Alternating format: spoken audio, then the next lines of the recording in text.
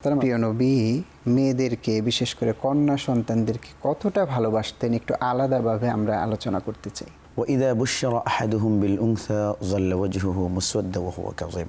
আমরা জানি কোরআনের যে আয়াত আমি পড়েছি, আল্লাহ রাব্বুল আলামিন সেখানে বলেছেন যে মুহাম্মদুর রাসূলুল্লাহ সাল্লাল্লাহু আলাইহি ওয়াসাল্লাম এমন একটি সময় পৃথিবীতে এসেছেন যখন কন্যার জন্য এই পৃথিবী বাসযোগ্য ছিল না।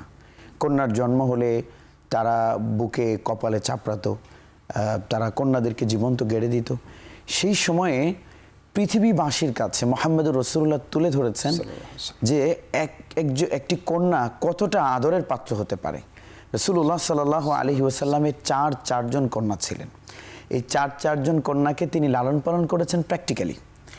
এবং এর আগে তিনি যে সময়টাতে কন্যাদের জন্ম হলে জীবন্ত গেড়ে দেওয়া হতো, এবং আজকের পৃথিবীতেও কিন্তু রয়েছে। এই সময় জাতিসংঘের রিপোর্ট বলছে যে বছরে একটি রাষ্ট্রে 46 লাখ কন্যা শিশুর ভ্রূণ হত্যা করা হচ্ছে। তো সেটা 1500 বছর আগে কি একটা অবস্থা ছিল সেই সময়। অবশ্যই আরো খারাপ। মুহাম্মদুর রাসূলুল্লাহ সাল্লাল্লাহু আলাইহি ওয়াসাল্লাম আসলেন, এসেই তিনি ঘোষণা করে দিলেন মিন বারাকাতিল মারআ তাবকিরুহা বিল উনসা। কোনো মহিলা যদি প্রথম সন্তান কন্যা জন্ম দেয় সেই মহিলা ভাগ্যবতী। সুবহানাল্লাহ।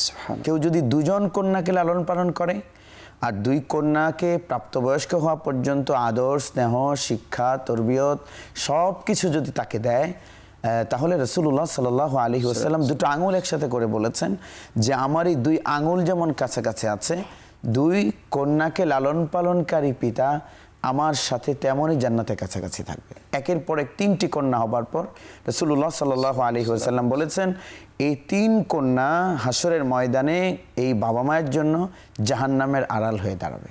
সুবহানাল্লাহি ওয়া বিহামদি।